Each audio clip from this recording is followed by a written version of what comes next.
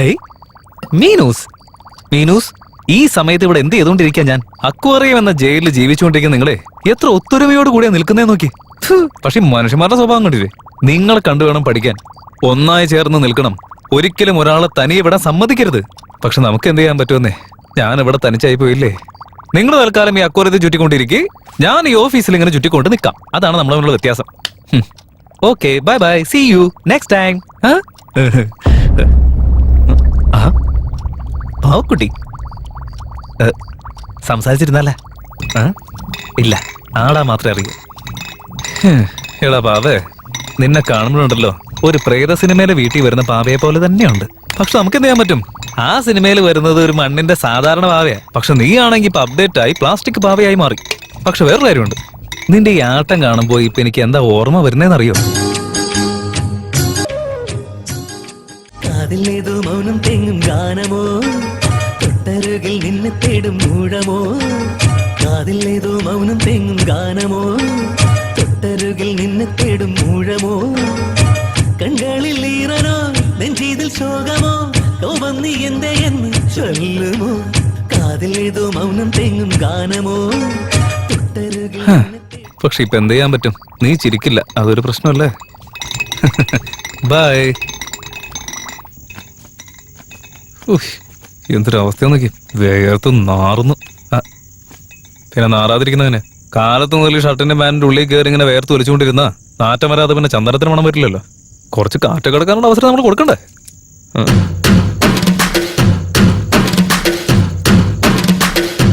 നീ എന്തൊക്കെ ചെയ്താലും അവന്റെ കണ്ണിൽ നിന്ന് രക്ഷപ്പെടാൻ നിനക്കൊന്നും ചെയ്യാൻ പറ്റത്തില്ല. മുകളിലുള്ളവൻ എല്ലാം കണ്ടുകൊണ്ടിരിക്കുകയാണ്. CC camera. അതിനാൽ തന്നെ ഇപ്പൊ ഫ്രീ ഷോ കാണിച്ചു കൊടുക്കേണ്ട യാതൊരു ആവശ്യമില്ല.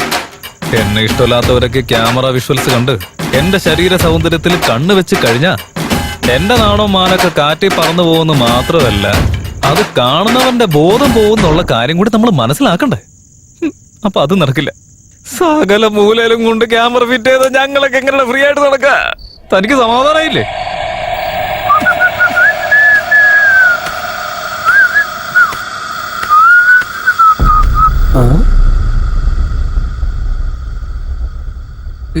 പ്ലീസ്, എനിക്ക് ജോലി തീർക്കാനുണ്ട്. Go fast.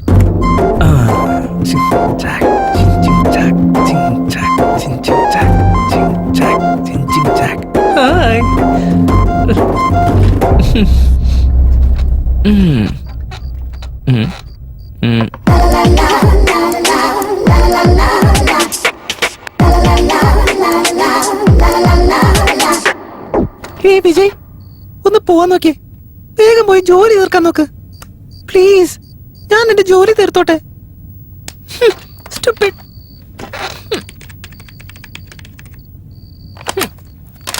Hello sir. Okay sir, thank you. ചോജി,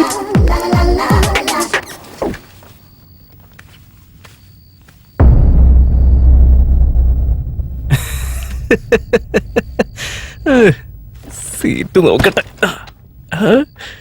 ഐസു, നിന്റെ സീറ്റ് ഐസ്ക്രീം പോലെയാണ്. കപ്പ് ഞാനൊരെണ്ണം തരട്ടെ?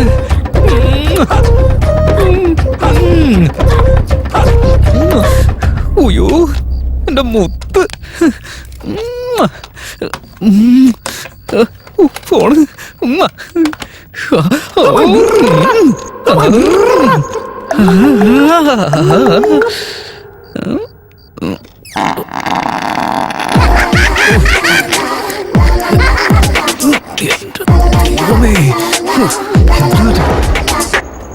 എവിടെയാണ് എല്ലായിടത്തും ക്യാമറയാ. ഇത് ഇവിടെ വന്ന് കിടക്കായിരുന്ന ഇതിലെന്തായിരിക്കും? പാർത്ഥസാരഥി കണ്ണ് തെറ്റിയ ഫുൾ ടൈം ഇതിന്റെ ഉള്ളിലായിരിക്കുമല്ലോ. എന്നാ പിന്നെ നോക്കിയിട്ട് തന്നെ കാര്യം. എന്താ ഉള്ളതെന്ന് അറിയണമല്ലോ.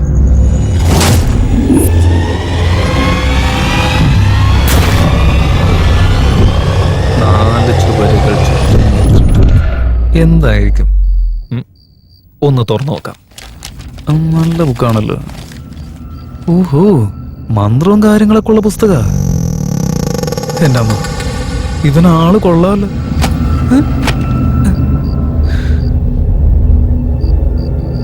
അല്ല, അപ്പൊ അവൻ ഇത്രയും കാലം ഇത് തന്നെയായിരുന്നു പഠിച്ചുകൊണ്ടിരുന്നായിരുന്നു.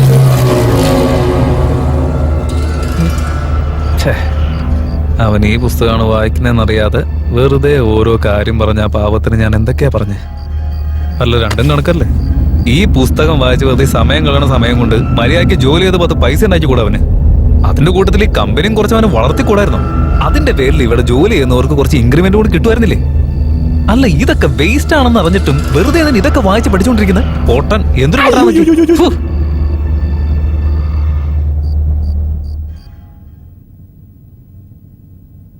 അല്ല, മോഹിനിനെ പറ്റിയൊക്കെ എഴുതിയിട്ടുണ്ടെന്നല്ല പറഞ്ഞേ? അല്ല, ഈ മോഹിനി ശാലിനിയെ പോലെ നല്ല കിടിലൻ സുന്ദരി ആയിരിക്കും എന്തോ പറയാൻ പറ്റില്ല. അല്ല, എന്തായാലും വെറുതെ ഇരിക്കാം, വായിച്ചു നോക്കാം.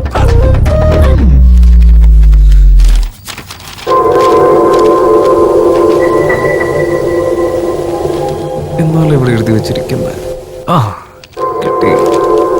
മോഹിനി വരും യന്ത്രം. ആ യന്ത്രം കിട്ടിയാൽ ഉടനെ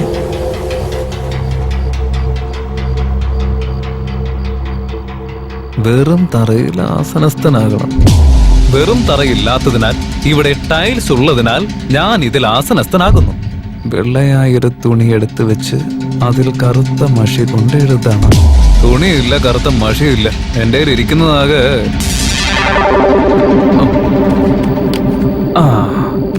ഇപ്പൊ നമ്മുടെ കയ്യിലുള്ളത് ആകെ റെഡ് മാർക്കർ മാത്രം. ഇപ്പൊ നമ്മൾ എഴുതാൻ പോകുന്നതും ഇതുകൊണ്ടാണ്. നിനക്ക് താല്പര്യം ഉണ്ടെങ്കിൽ വാ, താല്പര്യമില്ലെങ്കിൽ വന്ന വഴിക്ക് തിരിച്ചു വിട്ടോ. ആക്ച്വലി ഇതിലെ പ്രോബ്ലം എന്താന്ന് വെച്ചാ, ഇതൊക്കെ എന്നെ പോലെ ഇന്റലിജന്റ് ആയിട്ടുള്ള ആൾക്കാർക്ക് പറഞ്ഞിട്ടുള്ളതല്ല. പക്ഷെ നാളെ കാലത്ത് വരെ വേറെ എന്റർടൈൻമെന്റ്സ് ഒന്നുമില്ല. അതുകൊണ്ട് തൽക്കാലം നമുക്കൊന്ന് ട്രൈ ചെയ്ത് നോക്കാം. ഇതില് പറഞ്ഞേക്കുന്ന പോലെയൊക്കെ ചെയ്ത് നല്ല ടൈം പാസ് ആയിരിക്കും. നോക്കാം. എല്ലാം ഓക്കെ. ഈ റാപ്പറിന്റെ ആവശ്യം എന്താ? പോട്ടെ. തെക്ക് ദിശ എന്നല്ല പറഞ്ഞേ? തെക്ക് ദിശ ഇപ്പൊ ഏതാ? 1 2 3 4 5 6 7 8 9.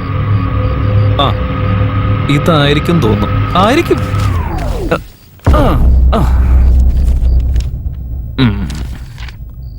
ആദ്യം ഒരു കളം വരയ്ക്കുക. വരയ്ക്കാം.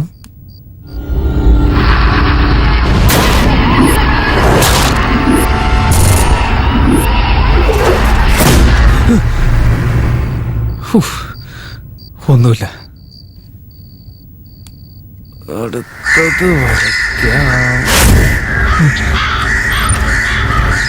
എന്തത്? 6 വരുന്ന പോലെ ഉണ്ടല്ലോ. എല്ലാം വെറുതെ തോന്നുന്നല്ലേ?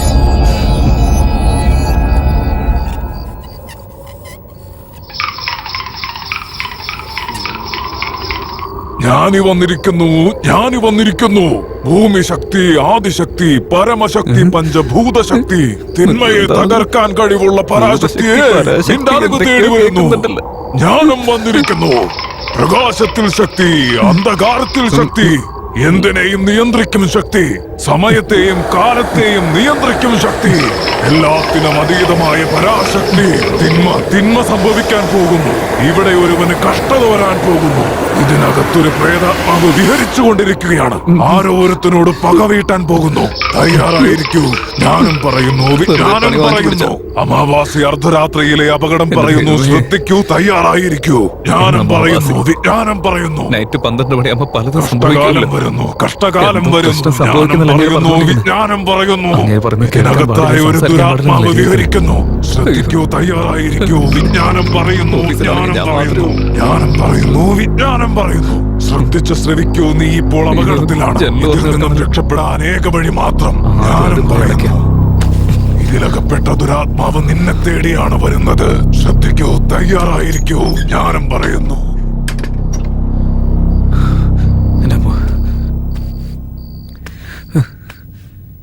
ഇപ്പഴാ കുറച്ച് സമാധാനം കിട്ടി. അല്ല, ഞാനെന്തിനാ ഇതൊക്കെ വിശ്വസിച്ചുകൊണ്ടിരിക്കുന്നത്? ഭയം. എന്നിലെ ഭയമാണ് ഇതെല്ലാം എന്നെ കൊണ്ട് വിശ്വസിപ്പിക്കുന്നത്. ഇല്ല, ഈ ഭയം ഒരിക്കലും എന്നെ സ്വാധീനിക്കാൻ പാടില്ല. അതിന് ഞാനിപ്പോ മെഡിറ്റേറ്റ് ചെയ്തേ പറ്റൂ. ഇതൊന്നും സത്യമല്ല.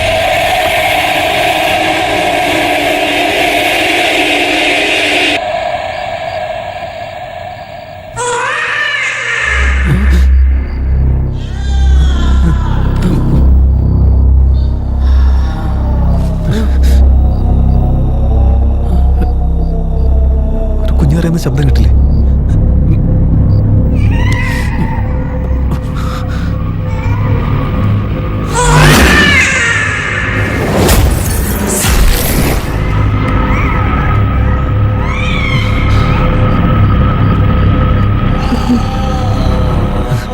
ഇതെവിടുന്ന ശബ്ദം?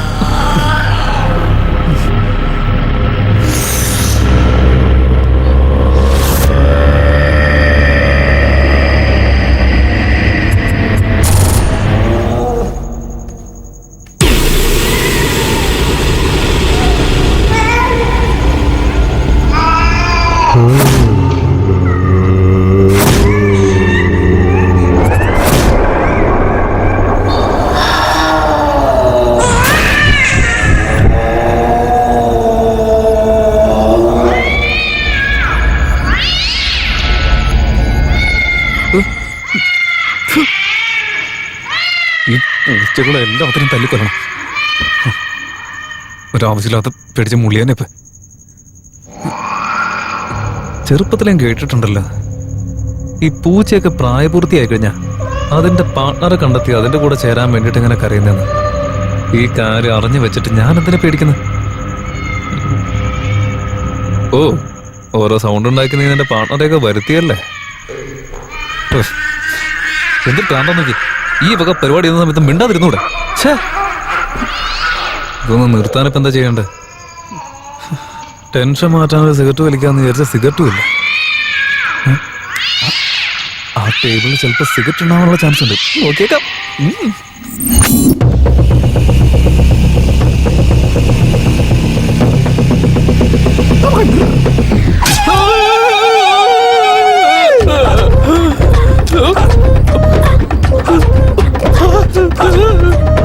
അയ്യോ, വല്ലവന്റെ കുട്ടിക്ക് കയറാൻ വെച്ച സൂചി ഇപ്പൊ എന്റെ കുട്ടിക്ക് തന്നെ.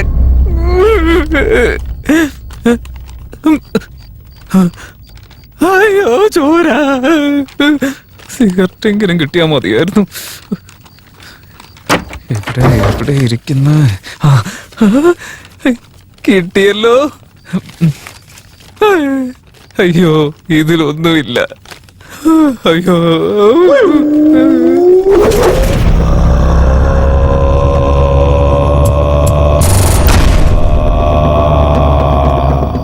ആദ്യ രാത്രി ആരും ഇല്ലാത്തൊരു സ്ഥലത്ത് ഞാൻ മാത്രം. വെറും പൂച്ചയ്ക്ക് പോലും ഒരു പാർട്ട്ണറുണ്ട്. ഞാനിവിടെ ഒറ്റയ്ക്കായി. അല്ല, ഇനിയിപ്പോ എന്ത് പറഞ്ഞിട്ടും കാര്യമില്ല. ഇവിടെ ആരും ഇല്ലല്ലോ.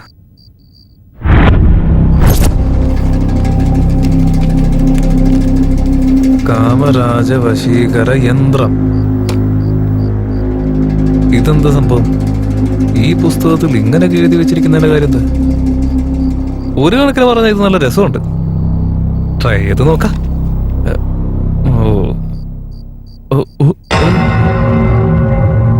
ഇതിലുള്ളത് പോലെ ഞാൻ എഴുതി വെക്കേണ്ടി വരും. ഇതിലുള്ളത് പോലെ എഴുതി വെച്ച് നമുക്കിഷ്ടമുള്ള ഒരാളുടെ പേര് 101 പ്രാവശ്യം ഉച്ചരിക്കണം. അങ്ങനെ ചെയ്തു കഴിഞ്ഞാൽ അവര് നമ്മുടെ മുമ്പിൽ വന്ന് നിൽക്കുന്ന എഴുതി വെച്ചിരിക്കുന്ന. എന്നാ പിന്നെ നമുക്കൊന്ന് ട്രൈ ചെയ്ത് നോക്കാല്ലേ?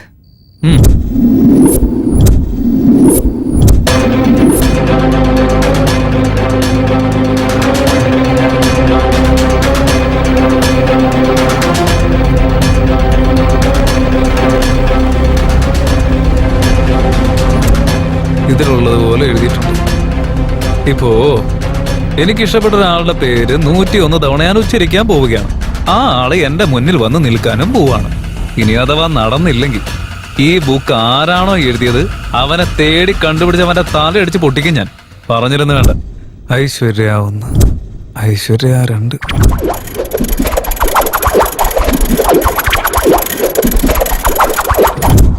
ഐശ്വര്യ 101. നോക്ക ഐശ്വര്യ, ഞാൻ നിന്റെ പേര് 101 തവണ പറഞ്ഞു കഴിഞ്ഞു. അതുകൊണ്ട് നീ എന്റെ മുന്നിൽ ഇപ്പോൾ വന്ന് നിന്നേ പറ്റൂ.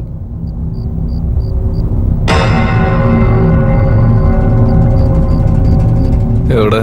ഐശ്വര്യം വന്നില്ലേ? അമൂല്യം വന്നില്ല. അല്ലെങ്കിൽ അവർക്ക് എന്തിനാ ഈ സമയത്ത് ഇവിടേക്ക് എഴുന്നള്ളുന്നത്? വായ തെറിച്ച് ഭക്ഷണം കഴിച്ച് എവിടെയും ചുരുണ്ടുകൂടി കിടക്കുന്നുണ്ടോ? ഒരു ജോലി ഇല്ലാത്തവൻ ഏതോ കാലത്ത് എന്താ കണ്ട് എഴുതി വെച്ചിട്ട് പോയതല്ലേ ഇത്? ഒരു ബോധമില്ലാത്തവൻ കുത്തിരുന്ന് വായിച്ചുകൊണ്ടിരിക്കും. അവനെ കണ്ട് ഇത് വായിച്ചുകൊണ്ടിരിക്കുന്ന എനിക്കുണ്ടല്ലോ, ബുദ്ധിയുമില്ല, വിവരവുമില്ല, ഞാൻ മനുഷ്യനും അല്ല. എന്തൊരു കഷ്ടം നോക്കി. ഓരോ വെളിവില്ലാത്തമാർ ഓരോന്ന് എഴുതി വെക്കുകയും ചെയ്യും, നമ്മളൊക്കെ വായിക്കാൻ വേണം. എന്തൊരു കഷ്ടം. എന്തൊക്കെ പ്രതീക്ഷയായിരുന്നു, ഒന്നും വന്നുമില്ല. ജ്ഞാനം പറയുന്നു, വിജ്ഞാനം പറയുന്നു. നീ അപകടത്തിലാണ്, നിന്നെ നീ തന്നെ സംരക്ഷിക്കണം. അമ്മേ, ഇവനെ അനുഗ്രഹിക്കൂ, ആശീർവദിക്കൂ. അകത്തുള്ള ഈ പൈതലിനെ അവിടെ നിന്ന് സംരക്ഷിക്കൂ. ഈ അമാവാസി അർദ്ധരാത്രി നിനക്ക് നല്ലതിനല്ല മകനെ. ജ്ഞാനം പറയുന്നു, വിജ്ഞാനം പറയുന്നു. തയ്യാറായിരിക്കൂ. സമയത്തിന് വേണ്ടിയും ധൈര്യത്തിന് വേണ്ടിയും ആത്മാർത്ഥമായി പ്രാർത്ഥിക്കൂ. നിന്നെ സംരക്ഷിക്കേണ്ട ചുമതല നിനക്ക് തന്നെയാണ്. ആത്മസംയമനത്തിനും ധൈര്യത്തിനുമായി പ്രാർത്ഥിക്കൂ. ഈശ്വരനോട് മനസ്സ് തുറന്ന് കണ്ണുകളടച്ച് പ്രാർത്ഥിക്കൂ. നിനക്കായി അവതരിക്കും അവിടുന്ന്. ഇവിടെ നിന്ന് രക്ഷപ്പെടേണ്ടത് നിന്റെ മാത്രം കടമയാണ് മകനെ.